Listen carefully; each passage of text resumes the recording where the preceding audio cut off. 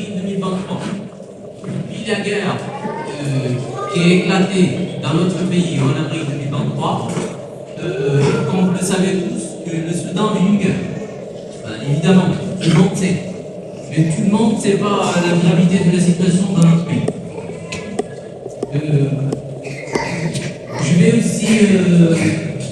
Je vais aussi donner quelques exemples, mais malheureusement, on a un petit problème technique, comme le projecteur, ça ne marche plus. Donc on ne peut pas vous montrer des vidéos graves. Franchement, c'est terrible ce qui se passe dans notre pays. C'est un cauchemar pour nous. Donc je vais essayer de commencer tout de suite. Je vais essayer d'être simple avec des phrases rapides. Donc, mesdames et messieurs, chers amis, chers organisateurs d'une conférence et chers participants, bonjour. Merci d'être ici, merci d'être venus déjà, merci d'être ici aujourd'hui, merci d'écouter notre voix. Merci de donner un espace au peuple soudanais. Parce qu'on a besoin de votre présence pour porter nos voix. Je me permets de prendre la parole aujourd'hui en tant que Soudanais vivant à Dijon, déjà, et en tant que porte-parole des Soudanais, des démocrates soudanais vivant à Dijon. Nous sommes ici, c'est pour une raison simple mais urgente. Franchement, c'est urgente. C'est pour dire la vérité de ce qui se passe dans notre pays. C'est pour dire la vérité de ce qui se passe au Soudan, actuellement. Les massacres commis et les massacres et les crimes commis au Soudan par la milice FSR, le force de soutien rapide. C'est terrible ce qui se passe dans notre pays, le Soudan. Depuis avril 2023, le Soudan vit une guerre. Une guerre qui oppose le peuple soudanais à la milice FSR.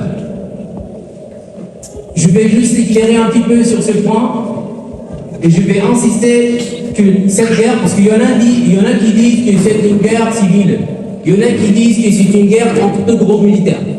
Là, je suis là pour vous dire que la guerre n'est plus entre deux groupes militaires. La guerre, ou cette guerre, entre la milice FSR et le peuple soudanais. Parce qu'actuellement, ce sont les civils qui sont en train de mourir. Ce sont des civils qui sont en train de mourir actuellement dans notre pays.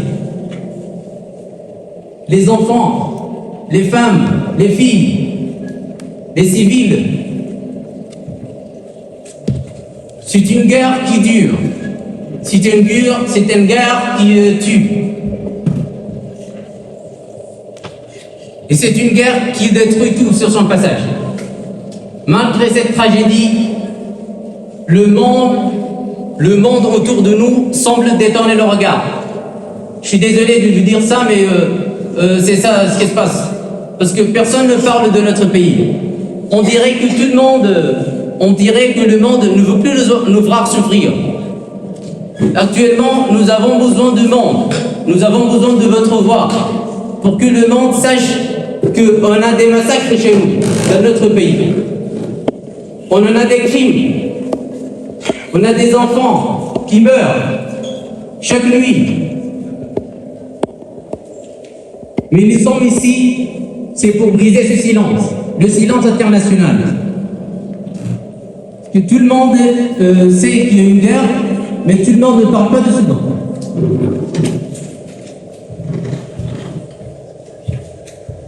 Depuis avril 2023, les massacres continuent.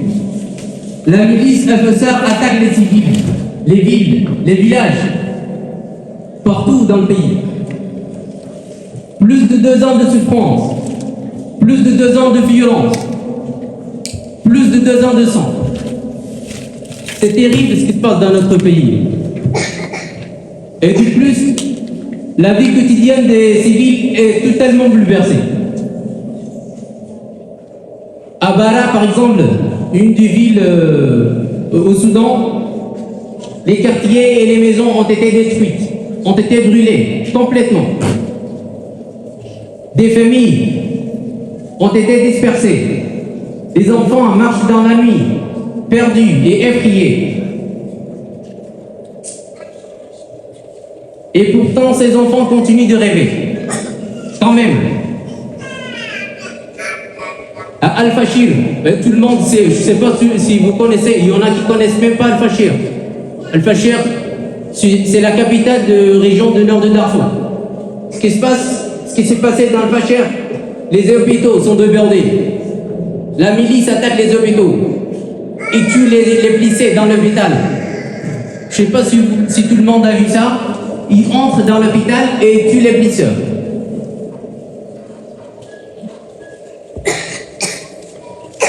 Et les quartiers sont attaqués aussi. Des milliers de personnes sont en train de fuir. Il y en a qui sont partis à Tawila.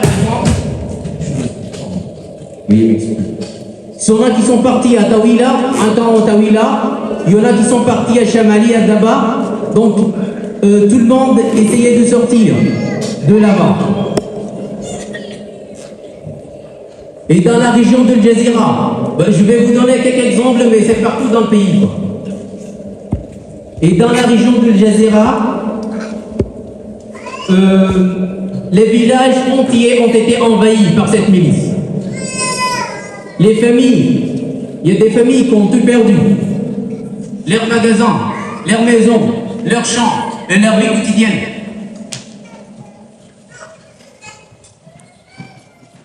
À Khartoum, notre capitale, dans Khartoum aussi, le combat éclate partout, dans les rues. Les pillages se multiplient. Je vais essayer j'essaie de résumer un petit peu, parce qu'il y en a qui vont parler après, et pour vous donner un petit peu des chances pour poser des questions et pour les intervenants. À Khartoum, des pillages se multiplient partout. Des familles fuient, sans nourriture, sans eau et sans sécurité. Imaginez la situation. Imaginez-vous. Je ne sais pas si vous pouvez, je vais pas vous demander de vous mettre à la place des gens qui fuient sans sécurité, mais c'est compliqué. Ce qui se passe dans notre pays, c'est terrible.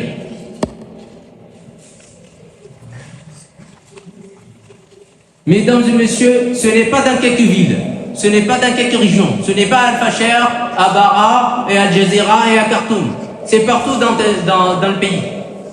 Ce sont des dizaines de villes et villages et quartiers ont été attaqués, ont été détruits complètement.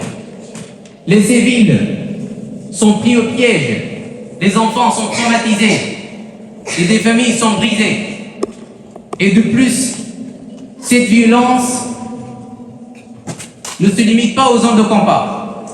La violence que j'ai dit, c'est pas juste aux zones de combat. Même des villages où il n'y a pas d'armée, où il n'y a pas de militaires, ils vont agresser les femmes, les filles, les enfants et les civils.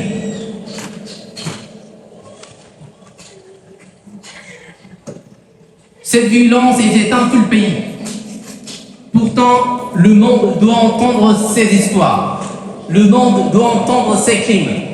Le monde doit entendre ces massacres. Mesdames et messieurs, ce n'est pas une histoire, ce que je viens de dire. Ce sont des vies humaines. Franchement, ce sont des vies humaines.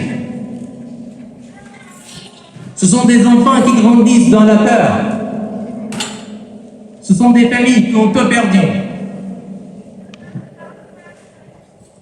C'est pourquoi nous sommes là. C'est pour dire que ces massacres doivent cesser immédiatement. Ces massacres doivent cesser. Ces crimes doivent cesser et arrêter immédiatement. Les civils doivent être protégés.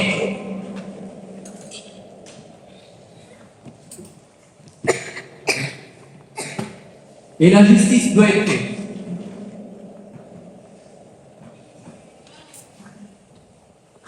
Mesdames et messieurs, nous vous demandons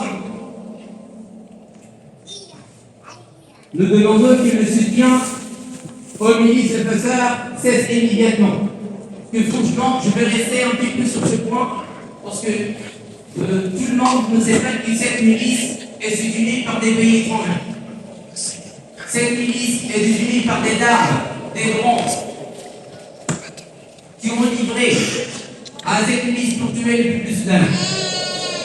Et nous demandons au monde que le soutien à cette milice doit arrêter et immédiatement. Parce que soutenir cette milice, ou soutenir cette groupe armée, ça veut dire prolonger la guerre, prolonger la souffrance et prolonger la mort, évidemment.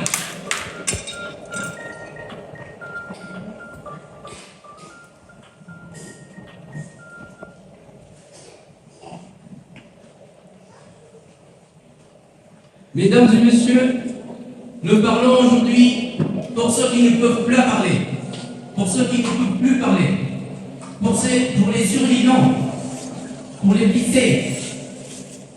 On parle pour eux. Là, on prend leur voix.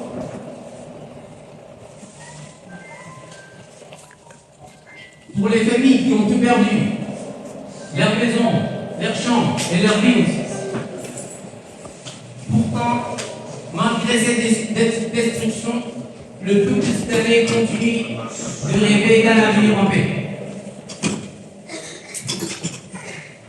Nous disons au monde, c'est simple, n'oubliez pas le Soudan, parlez de notre pays, entre vous, parlez-vous à vos élus, à la télévision, pour que les grands pays réagissent.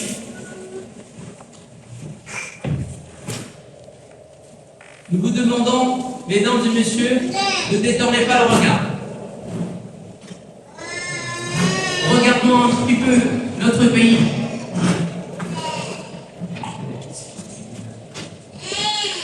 La France et la ville de Dijon nous ont accueillis avec l'humanité. Et nous vous en remercions pour cela. Et aujourd'hui, nous avons besoin de votre soutien moral aussi. Nous avons besoin de porter nos voix. Nous avons besoin de nous aider à exiger la paix.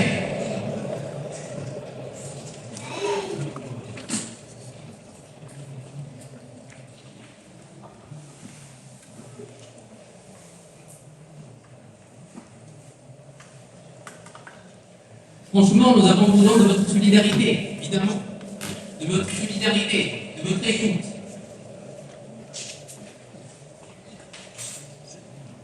Mesdames et messieurs, nous avons besoin juste de faire connaître la vérité autour de vous.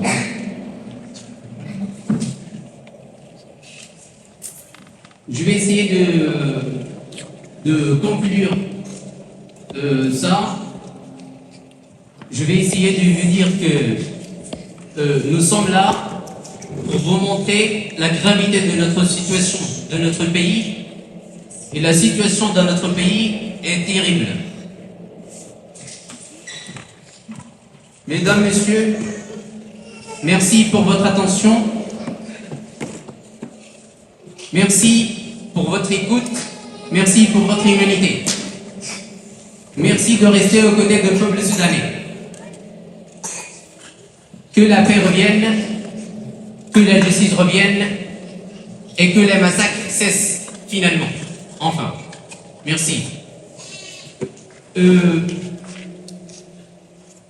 Je vais essayer de vous passer, je ne sais pas quelle heure. Il est 16h15. Je vais essayer de vous passer l'avocate de droits de l'homme, Favrel, Grâce Favrel, qui a été au Soudan aussi. Il a vécu au Soudan en 2010. Alors, je vais vous la passer. Je ne sais pas, il parle sur le droit international et les massacres commis au pays. On en a plein de vidéos, plein de photos. On a fait une petite exposition. Je vous invite d'aller voir un petit peu les crimes. Malheureusement, on n'a pas de projection pour qu'on puisse vous afficher des vidéos et des trucs concrets de notre pays. Je vais vous la passer tout de suite.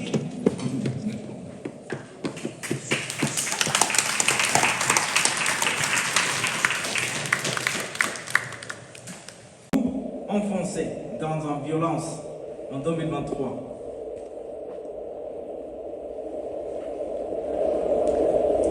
Nous avons donc une responsabilité morale, collective et humaine, celle de comprendre, de témoigner, de nommer les faits et de refuser que ces conflits soient oubliés ou minimisés. La mémoire est une forme de justice et l'information est une forme de protection.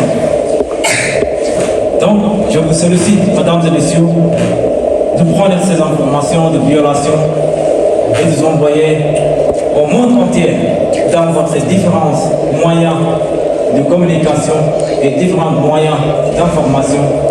Envoyez ces informations pour qu'on arrête les violations, pour qu'on arrête tout ce qui se passe contre l'humanité au Soudan et aux autres pays qui subissent ça. Parce que moi et vous et certains d'entre nous, je vais vous donner un petit exemple. Quand on est blessé, tout le monde peut voir la blessure qu'on a. Peut-être les autres, ils voient qu'on est blessé.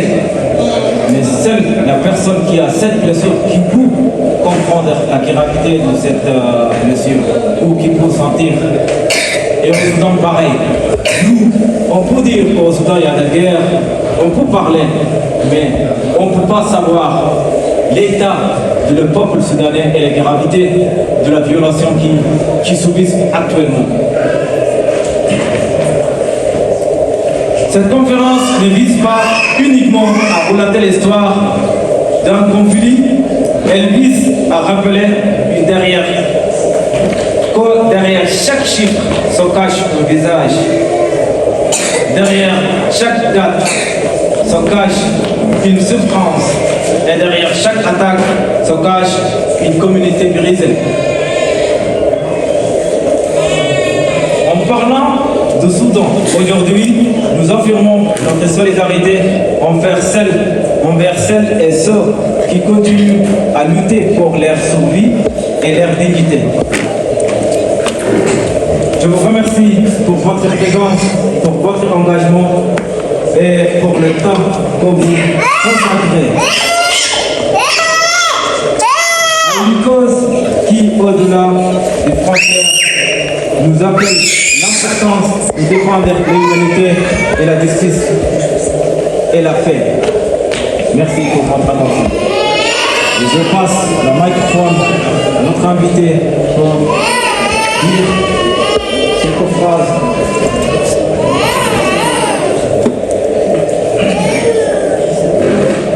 Je vais passer la parole à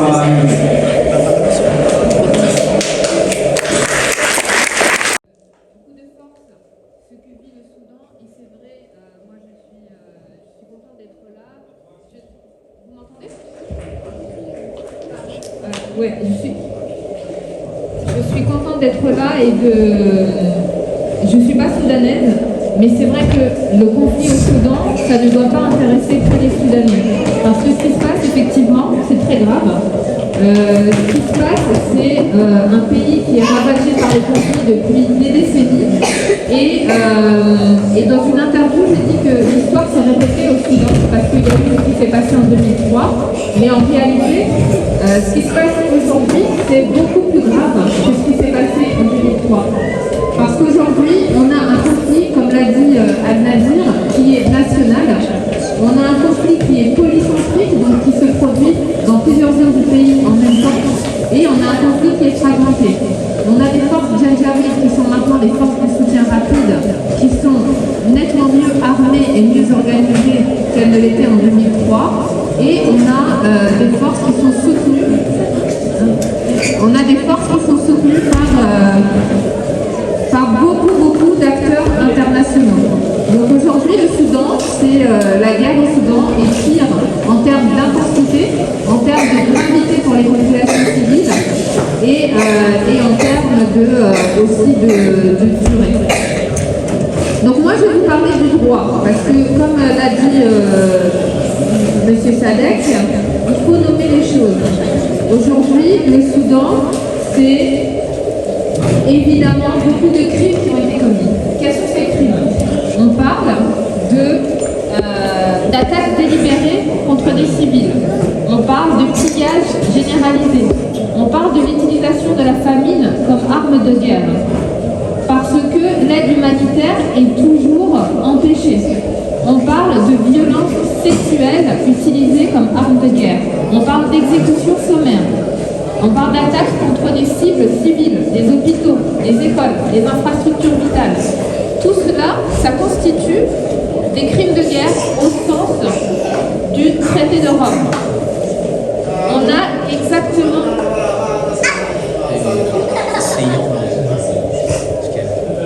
Ils entendent. C'est bon? C'est bon là? Oui, là c'est bon. Ok. Vous voulez que je reprenne ou pas? Ou c'est bon? C'est bon? Ok.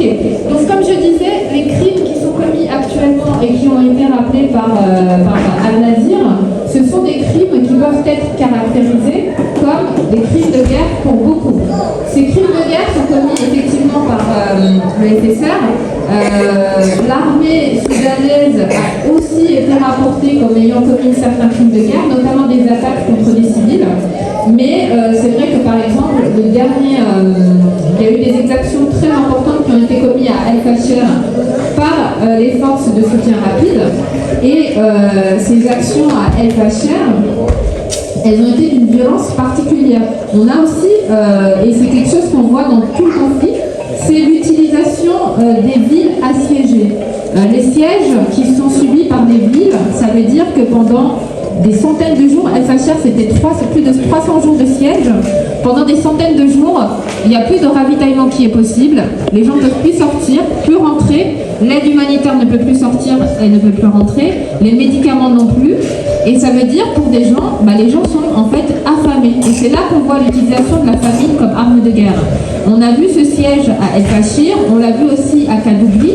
Et ces méthodes de guerre sont pour la plupart contraires au droit international parce qu'on empêche l'arrivée de l'aide humanitaire pour beaucoup.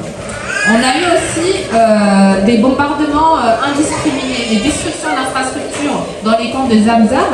On voit en fait que la population civile devient non pas un dommage collatéral du conflit, mais une cible directe du conflit qui est utilisée notamment par les forces de soutien rapide. On a vu également des crimes qui peuvent être caractérisés comme des crimes contre l'humanité. Par exemple, avec les déplacements forcés de population, lorsqu'on voit qu'une ville est, comme El Fasher, à un certain moment, on a vu qu'il y avait certaines populations qui étaient forcées de quitter cette zone, notamment les Massalites. Et donc là, on a des déplacements forcés de population, on a des persécutions qui sont fondées sur l'origine ethnique. Et le Darfour redevient encore une fois l'épicentre de massacres